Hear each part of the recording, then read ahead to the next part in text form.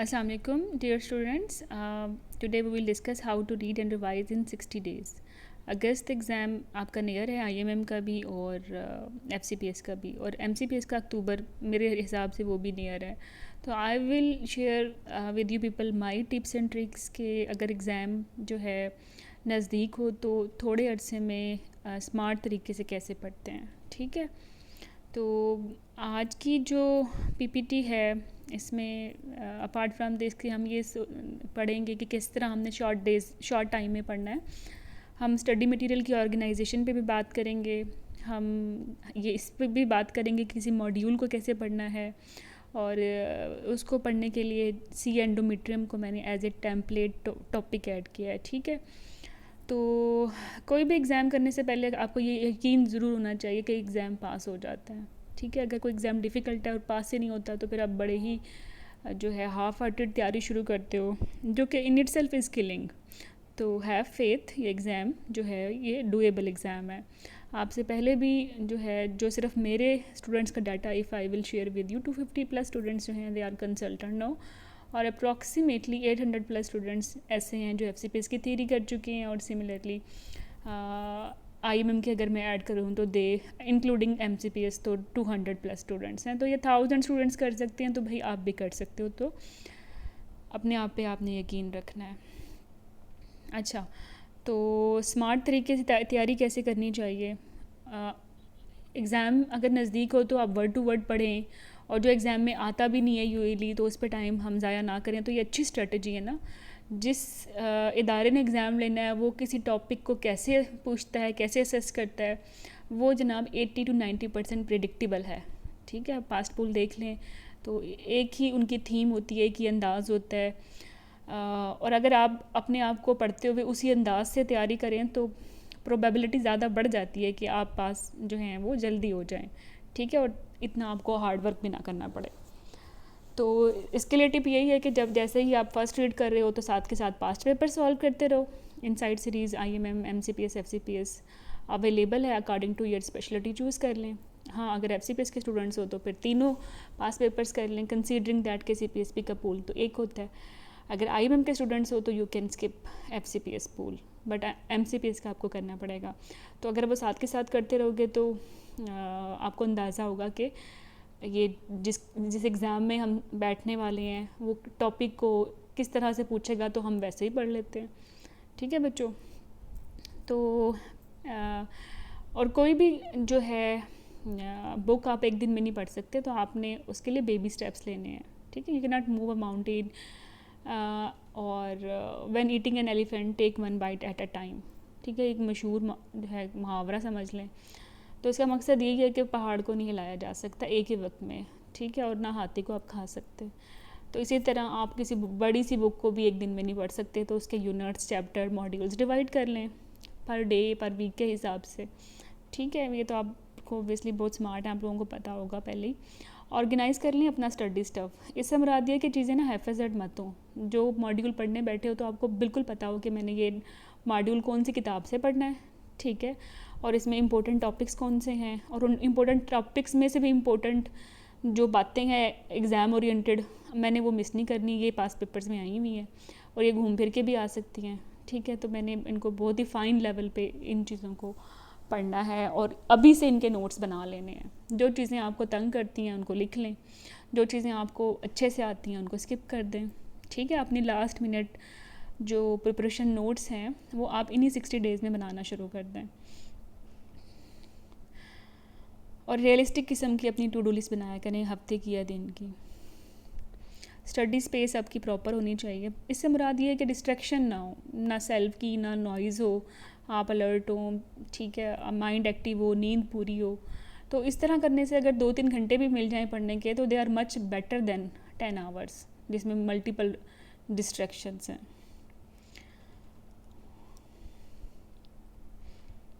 अच्छा, इसके बाद है कि टॉपिक को कैसे पढ़ना है. इसके बारे में बता भी चुकी हूँ. जैसे कि आपने सीपीएसपी का एग्ज़ाम देना है और डायबिटीज़ आपके लिए कोई टॉपिक है, तो आप डायबिटीज़ में आप जब पास पेपर साथ साथ पढ़ रहे हैं तो आप देखेंगे एग्जामिनर मोर इंटरेस्टेड के लेबर में डायबिटीज़ कैसे मैनेज करनी है, उसी पे काफ़ी सिनेरियोज आते हैं। फिटल कॉम्प्लिकेशंस हों तो टाइम ऑफ डिलीवरी का पूछ लेते हैं। ठीक है, प्रेशर सिम्टम्स के साथ प्रेजेंटेशन है तो फिर इमीडिएट मैनेजमेंट क्या होनी चाहिए, एमनियो रिडक्शन इन बैकग्राउंड ऑफ पोली। तो ये बड़े क्रिस्प किस्म के पॉइंट्स हैं जो कि I use to tell you people in lecture, आपने नोट डाउन किए होंगे। और with MCQs I will keep on telling in crash course. ठीक है, तो और डायबिटीज़ या थ्रोम्बोम्बोलिज्म या HIV इतने बड़े बड़े टॉपिक हैं। अब अगर 60 डेज़ में वर्ड टू वर्ड पढ़ोगे तो बस फिर लेस लाइकली है कि आपको जो है चीज़ों को एब्जॉर्ब कर सकें उस अंदाज से, या एग्ज़ाम पे आपकी अच्छी ग्रिप हो। ठीक है, बट साथ के साथ अगर पास पेपर्स कर रहे हो या क्रैश कोर्स कर रहे हो जिसमें obviously we are going to solve past papers, तो फिर आपको बिल्कुल फोकस्ड होकर एग्ज़ाम ओरिएंटेड वे में आप अपने टॉपिक पढ़ने वाले हो कि ये क्वेश्चंस आ रहे हैं इस टॉपिक पे और मैंने ये चीज़ें बिल्कुल मिस नहीं करनी और ये मुझे भूलती हैं तो मैंने इनको नोट डाउन कर लेना है। लाइक मेडिकल डिसऑर्डर का अपना अलग आपका एक रजिस्टर है, उसमें डायबिटीज़ के लिए आपने 5 पेजेस डेडिकेट किए हुए हैं, तो वो रेलेवेंट टू MCQs आपने इन्फॉर्मेशन नोट डाउन करनी है। Fetal complications, first step, second step, third step. Medical complication diabetes में first step, second step, third step. Labour में पेशेंट आ गई है, इंसुलिन पे है, ओरल पे है, first step, second step, third step. Time of delivery insulin पे है तो क्या है, ओरल पे है तो क्या है। ठीक है, कब कब OGDT करवाना है कब मैंने फिटल मॉनिटरिंग करनी है और कैसे करनी है।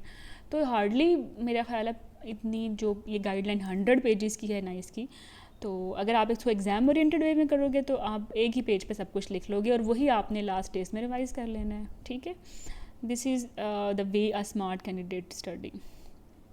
ठीक है, अपना माइंड मैप बना लें एट ईच टॉपिक के एग्ज़ाम रिलेटेड चीज़ें जो हैं इस पर्टिकुलर टॉपिक पे कौन कौन सी हैं। ठीक है,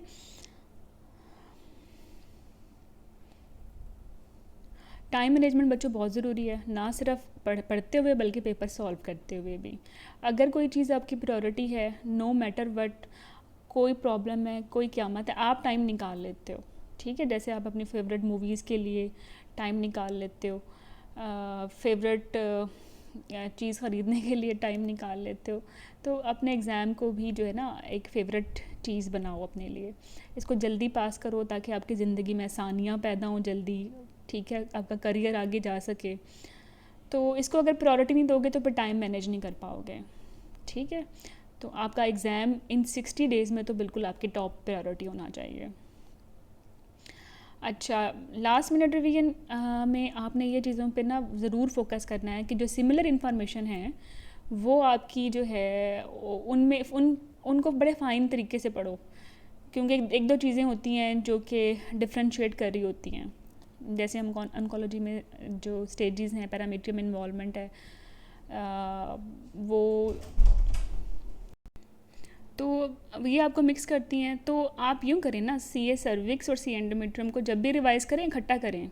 ठीक है, ताकि वो सिमिलर चीज़ें जो हैं जो आपको मिक्स होने वाली हैं वो आपको ना हो, क्योंकि बहुत डिफरेंट चीज़ें जो होती हैं वो तो माइंड रजिस्टर कर लेता है और जो सिमिलर चीज़ें होती हैं ना वो आपको समझ नहीं आती। अच्छा, फिर बेस्ट ऑप्शन एग्ज़ाम में कैसे चूज़ करते होते हैं, आपने ध्यान रखना है कि एग्ज़ाम में usually they ask less likely, most likely. ठीक है, initial treatment, first line treatment, second line treatment, pregnancy related treatment या ब्रेस्ट फीडिंग में कोई सेफ ट्रीटमेंट या कोई गोल्ड स्टैंडर्ड इन्वेस्टिगेशन क्या है, और आपने वही चूज़ करनी है। ठीक है, तो इन अल्फाज को अगर आप फोकस करेंगे और फिर अपनी की को ढूंढेंगे तो फिर आपके लिए ज़्यादा ईजी हो जाता है। सम टाइम कोई समझ नहीं आती, you can not make any sense, तो फिर आप ये सोचें कि ये भी बहुत लेस लाइकली है, ये भी लेस लाइकली है, ये भी लेस लाइकली है, option A B C D ये तो हो नहीं सकते। फिर E के बारे में अगर आपको इन्फॉर्मेशन नहीं भी है बट आपको ये पता है कि ये हो भी सकती है, नहीं भी हो सकती, या ये कम बुरी है, तो यू कैन चूज़ दैट, ये भी एक तरीका होता है। अच्छा, आप को मैंने पहले में बताया था कि अपना स्टडी जो है मटेरियल कैसे ऑर्गेनाइज़ करना है, तो ये नहीं करना ये वाला काम एग्ज़ाम से पहले कि एक चीज़ कहीं से एक चीज़ कहीं से, फिर बहुत टाइम वेस्ट होता है, स्ट्रेस ज़्यादा बढ़ जाती है। देखें, ऑर्गेनाइजेशन जो होती है आपके दिमाग को सुकून देती है। तो अगर आपने मॉड्यूल्स वाइज अपने नोट्स बनाए हुए हैं या स्टडी मटेरियल एक जगह पे जमा करके रखा हुआ है, मतलब ये कि अगर ड्यूहस से कोई चीज़ पढ़ी है तो वहाँ से टीयर ऑफ कर ली, DBM से पढ़ी है तो वहाँ से टीयर ऑफ कर ली, उनको पिनअप कर दिया, एक फ़ाइल में लगा दिया, ताकि आपको भूलना ना, बार बार जो है वो ढूंढने में आपका टाइम वेस्ट ना हो। ज़्यादा से ज़्यादा 2 किताबें ख़रीदनी पड़ जाएंगी, तो आपकी करियर की जो इन्वेस्टमेंट है वो सबसे बेहतरीन इन्वेस्टमेंट होती है। ठीक है, तो अपनी फ़ाइल्स तैयार करें, टॉपिक वाइज कर लें या मॉड्यूल वाइज करें, up to you, but module wise कर लेंगे तो बहुत सहूलत हो जाएगी कि मेडिकल डिसऑर्डर मैंने 3 दिन में रिवाइज करना है, तो everything will be in 2 notes में होंगी ना, या 2 आप कह लें कॉपीज़ में होंगी, रजिस्टर्स में होंगे। और जो बहुत ही तंग करती हैं चीज़ें, जैसे ऑन्कोलॉजी या इन्फेक्शन या एंटीनेटल केयर के जो एल्गोरिथम हैं, कुछ और भी एल्गोरिथम्स हैं इन्फेक्शंस के, वो आप उनके लिए आप रिवीजन वाले इस तरह से बना सकते हैं, आते जाते उनको देखते रहें, बार बार जब माइंड उनको दिखेगा तो रजिस्टर होंगे, मेमोरी सर्किट्स जो हैं आपके इन्हांस होंगे। एग्ज़ाम से हफ्ता पहले अगर कोई चीज़ आपने पढ़ ली है तो मोर लाइकली है कि आप एग्ज़ाम में उसको रिप्रोड्यूस कर सकते हो। ठीक है, तो रिवीजन वाल तो फिर आपके सामने ही खड़ी है ना। अच्छा, तो किसी भी मॉड्यूल को कैसे अप्रोच करते हैं, ये आप लोगों का काफ़ी देरीना क्वेश्चन था, तो मैं I will share my tips and tricks.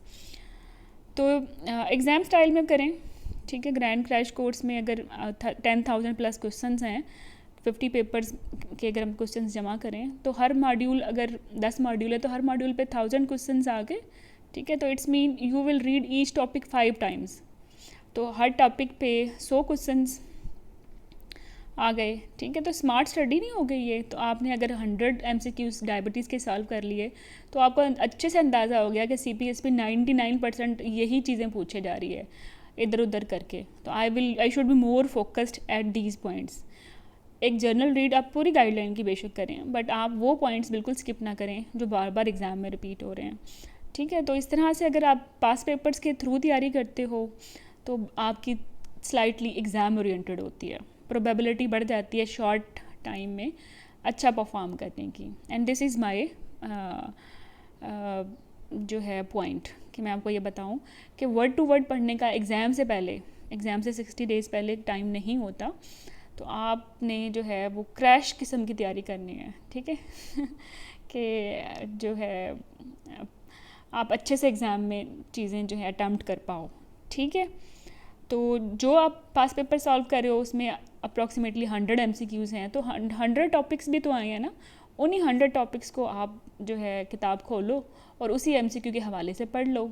ठीक है, तो एक वक्त में एक MCQ अगर लेबर केयर पे आ रहा है तो लेबर केयर पढ़ लो डायबिटीज़ की, दूसरे वक्त में MCQ अगर आ रहा है फीटल कॉम्प्लिकेशंस पे या उसकी ट्रीटमेंट पे तो वो पढ़ लो, तीसरे वक्त में वो मेडिकल पे आ रहा है, चौथे वक्त में आपको डिफ्रेंशिएट करना पड़ रहा है कि ये क्रॉनिक है या GDM है, और 5वें MCQs पे मे भी आपको ये देखना चाह रही हूँ कि टाइम ऑफ डिलीवरी क्या रखना चाहते हैं आप, तो 99% क्वेश्चन ऐसे ही आएंगे डायबिटीज़ पे, वो थ्रू MCQs आपने अच्छे से असेस कर लिए, तो आप उस स्टूडेंट से बेहतर हैं जो without solving previous pool word to word reading करेगा और फिर पेपर्स पढ़ेगा, फिर कहेगा ओह ये तो मुझे नहीं आता, तो इससे इसका टाइम ज़्यादा लगता है। ये तैयारी भी अच्छी है, बट कम दिनों में अगर इस अंदाज से तैयारी करोगे तो फिर टाइम ज़्यादा लगता है। ठीक है, तो एग्ज़ाम ओरिएंटेड तैयारी यही है कि आपको पता हो कि जिस एग्ज़ाम में आप बैठ रहे हो वो किसी टॉपिक पे क्या पूछने वाला है और आपने इन चीज़ों को बिल्कुल स्किप नहीं करना। ठीक है, अच्छा फिर और ओबियसली क्रैश कोर्स में हम ये नहीं करते कि पास पेपर्स का घोटा लगा दें, क्रैम करा दें कीज़, हम आर्ग्यू करते हैं, हम रीजनिंग करते हैं और हम ट्विस्ट भी क्रिएट करते हैं कि अगर ये नहीं है तो फिर क्या हो सकता है, तो इस तरह आपका माइंड भी इंशाल्लाह ओपन होगा।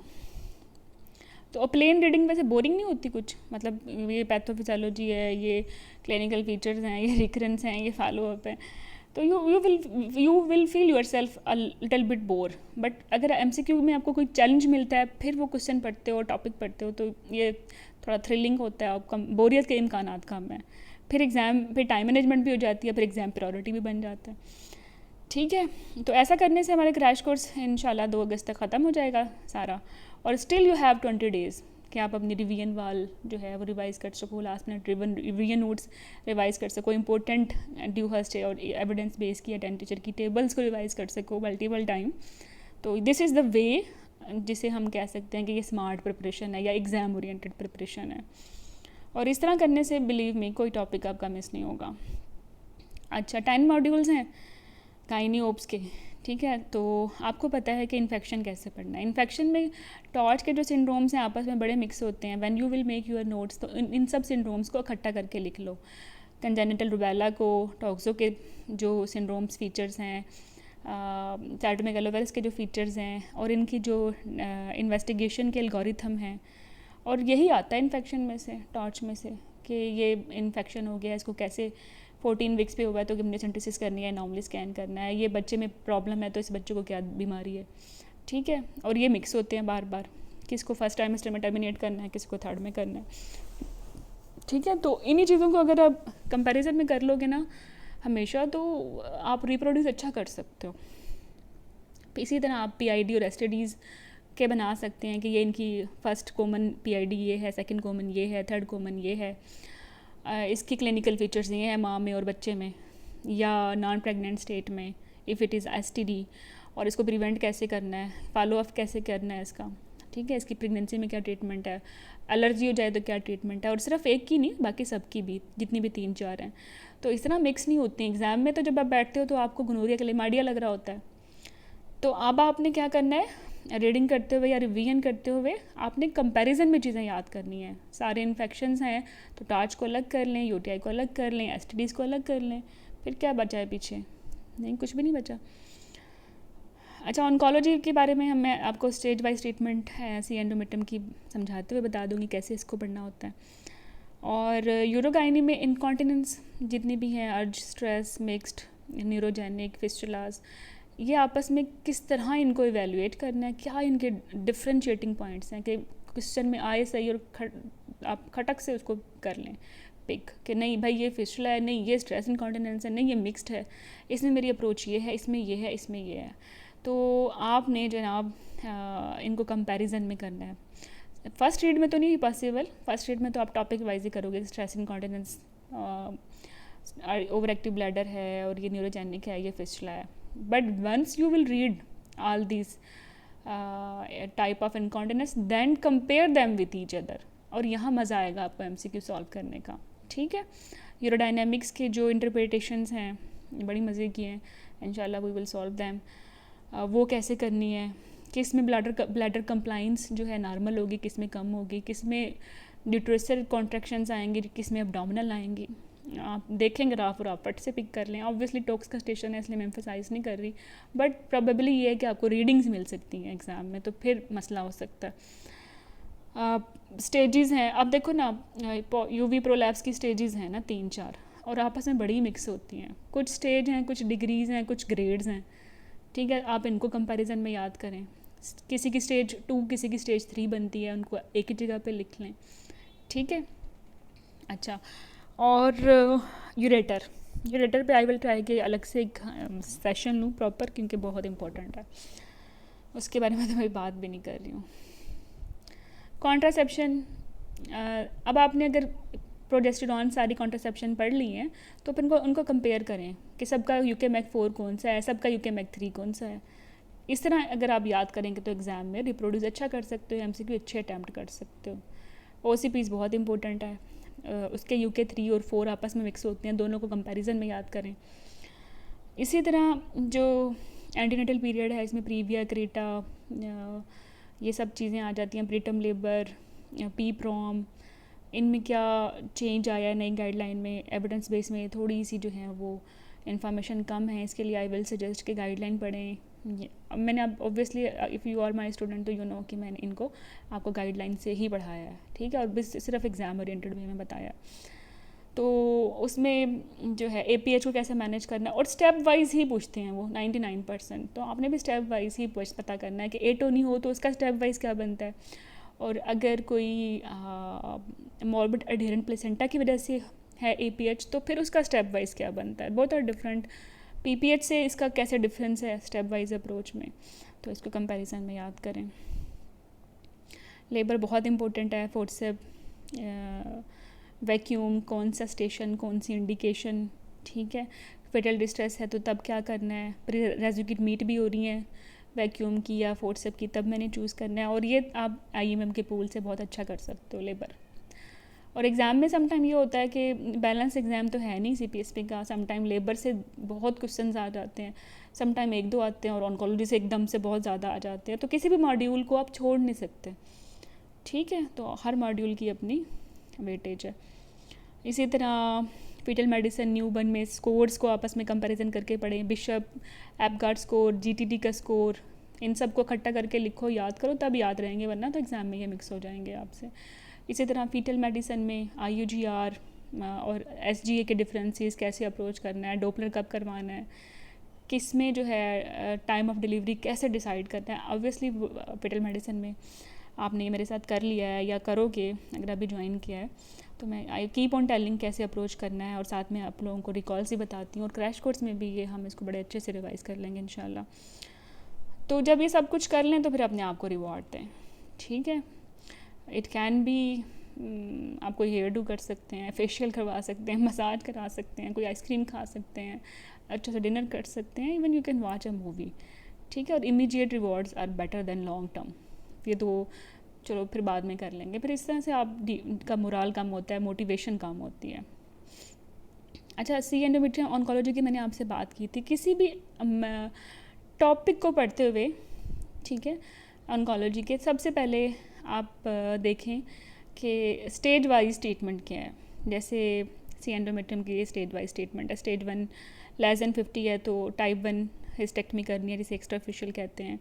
इसमें पैरामीट्रियम इंटैक्ट रहता है और वॉल्ट को हम नहीं छेड़ते। अगर मोर देन 50 है तब भी हम करते टाइप 1 ही है, बट हम साथ में रेडियोथेरेपी देते हैं, ब्रैकीथेरेपी जिसे कहते हैं, इंक्लूडिंग दैट अगर पेशेंट की एज 68 से ज़्यादा है, ग्रेड ज़्यादा है, टाइप 2 है, ठीक है। तो ये स्टेज वाइज ट्रीटमेंट हो गई। और सर्वाइकल ग्लैंड्स भी आ गए तो वो भी स्टेज 1 में लैंड करेगा। 2 आ गया, उसमें स्ट्रोमा इन्वॉल्व है, तो स्ट्रोमा इन्वॉल्व हो गया तो आपने टाइप 1 नहीं करनी, आपने टाइप 2 या 3 करनी है पाइवर, और ज़रूर आपने ब्रैकीथेरेपी देनी है। 3 आ गया तो फिर आप ब्रैकीथेरेपी नहीं देते, फिर एक्सटर्नल बीम देते हैं, क्योंकि पेल्विक और एब्डोमिनल लिम्फ नोड्स आ गए, वो लोकल रेडिएशन से तो काम नहीं चलेगा ना। और उसमें जो है लिम्फ नोड डायसेक्शन आ गई है, टाइप 1 स्टेज 1 2 में वो नहीं थी। 4 में जो है ब्लैडर बाउल आ गया तो आपने रेडियो थेरेपी देनी है या सर्जरी करनी है। और अगर 4 भी आ गई तो फिर आपने कीमो देनी है। और ये MCQ भी था जिसमें डिस्टेंट मेड्स हैं, डिस्टेंट मेड्स में कीमो बेहतर होती है, ठीक है। तो अब आपने ये स्टेज CS एंडोमेट्रियम की बनाई है, इसी तरह आप CS सर्विक्स की बनाएं, ठीक है। और ये आपस में बहुत मिक्स करती हैं, तो जब भी CS एंडोमेट्रियम पढ़ें CS सर्विक्स को साथ ज़रूर रिवाइज कर रहे हैं, ठीक है। कुछ और भी पॉइंट्स हैं, ये आप इनके स्क्रीनशॉट ले सकते हैं। जैसे कि दे आस्क के मोस्ट कॉमन साइट क्या है डिस्टेंट मेड्स की CA एंडोमेट्रियम में, तो वेजाइना और लंग्स में जाते हैं। तो सिमिलरली आप ये भी देखें कि फिर ओवरी में कौन सी है, फिर जनाब सर्विक्स में कौन सी है, वल्वा में कौन सी है, ब्रेस्ट में कौन सी है, ठीक है। ये MCQs हैं, तो फिर पैरेलल आपने इसी तरह के बाकी MCQs भी तैयार करने हैं। ट्राई एज के लिए TVS यूज़ करते हैं, बट मोस्ट इंपॉर्टेंट MRI है सी एंडोमेट्रियम में। और अगर इवन सी एंडोमेट्रियम में भी डिस्टेंट मेड्स के लिए कोई इन्वेस्टिगेशन चूज़ करनी है तो फिर CT बेहतर होता है, ठीक है। सिर्फ इसी वजह से बेहतर होता है, ओवरऑल MRI बेहतर होता है, ठीक है। ट्रिपलेट रजीम क्या है, इसमें कितनी कीमोथेरेपीज़ होती हैं, ये MCQs है। और अगर आपने सी एंडोमेट्रियम की कीमोथेरेपी याद किया है तो उस कंपैरिजन में ओवरी की भी कर लें, ठीक है। अच्छा, आप इसके कंपैरिजन में CA ब्रेस्ट की भी करें, इसके कंपैरिजन में मोलर की भी करें। वेजाइनल ब्लीडिंग 3 CS में होती है, मोलर में होती है, एंडोमेट्रियम में होती है, सर्विक्स में होती है, और वल्वा में लेस लाइकली रेयर है थोड़ा सा। तो इनको अप्रोच कैसे करना है क्लिनिकली, इस पे MCQs आते हैं। तो सिमिलर चीज़ों को एक ही दफ़ा पे आप रिवीजन के वक्त ऐसे जो है कंबाइन करेंगे, ठीक है। कब कब आपने प्रोजेस्टेरॉन देनी है और रिकरेंस को कैसे मैनेज करना है, ठीक है। किसने सर्जरी करनी है, किस स्टेज पे, अर्ली स्टेज पे तो कोई भी कर सकता है, बट जहाँ सर्विक्स इन्वॉल्व हो जाए वहाँ फिर स्पेशल ऑन्कोलॉजिस्ट सर्जिकल ट्रेन करते हैं। ये MCQs भी हैं आपका, ठीक है। तो ये फर्दर टेमोक्सिफिन पे बहुत क्वेश्चंस आते हैं, ठीक है। और this is about grand course, इंशाल्लाह it is going to start from 16 June. तो ग्रैंड कोर्स से मुराद ये है कि FCPS, MCPS, IMM तीनों पास पेपर्स आप करेंगे, विद आपको डेली टास्क मिलेंगे कि कौन कौन से टॉपिक्स पढ़ने हैं। और इस तरह ही 50 डेज़ में आपका एंटायर सिलेबस कवर हो जाएगा और आप को पता चल जाएगा कि एग्ज़ाम ओरिएंटेड प्रिपरेशन कैसे करनी है और किस तरह CPSP किसी क्वेश्चन या टॉपिक में किस तरह से सवाल पूछ रही है और हमने कैसे पढ़ना है। ठीक है, आई विल एक्सप्लेन क्वेश्चन और उसका आंसर क्यों है ये, और रेलेवेंट टू दैट टॉपिक कुछ इंशाल्लाह मैं आपको समरीज़ भी प्रोवाइड करूँगी, जो भी ऑन्कोलॉजी की समरीज़ हो जाएंगी, इन्फेक्शन की समरीज़ हो जाएंगी, जो भी आपको डिफ़िकल्ट लगेगा, यूरेटर की हो जाएंगी। तो बाय द एंड ऑफ 1 अगस्त हम जो हैं ये सारी एक्टिविटी कर लेंगे। IMM स्टूडेंट्स के लिए अच्छी बात यह है कि उनको लेंज, विलियम और प्री टेस्ट के जो सिलेक्टेड इम्पोर्टेंट MCQs हैं वो भी करवाए जाएंगे। ठीक है, that was about grand crash course. आप इस अगर आप अपने करियर के लिए वाकई ही सीरियस हो तो you should not miss this marvellous opportunity. आप ग्रैंड क्रैश कोर्स को मिस नहीं कर सकते। इसके फीडबैक्स अवेलेबल हैं फेसबुक के डिफरेंट ग्रुप और पेजेस में मैड होम के, तो आप देखें स्टूडेंट्स की जो लाइफ है या एग्ज़ाम ओरिएंटेड अप्रोच है किस तरह चेंज हुई है इन कोर्सेज़ की वजह से। तो you can join us at this website. ये टेलीग्राम का ग्रुप है हमारा, ऐसे ही लिखें मैड होम कोर्सेज़ TME तो आप हमें ज्वाइन कर लेंगे, और या फिर आप मैड होम कोर्स कोऑर्डिनेटर से रब्ता करें 0301 पे 4843695 पे, और फिर आप उनसे क्रैश कोर्स के डिफरेंट पैकेजेस डिस्कस कर सकते हैं। If you are our old student तो आपको डिस्काउंट भी अवेलेबल है। If you are our new student तो कंप्लीट क्रैश कोर्स आपको 18,000 में अवेलेबल है, जिसका मतलब है 10,000 CPSP pool with keys, with explanation, with smart cards, with homeworks. ठीक है, और इफ़ इंशाल्लाह प्रोबेबिलिटी बढ़ जाएगी पास होने की, और if you will be our student then you will have good discount in talks and viva courses as well.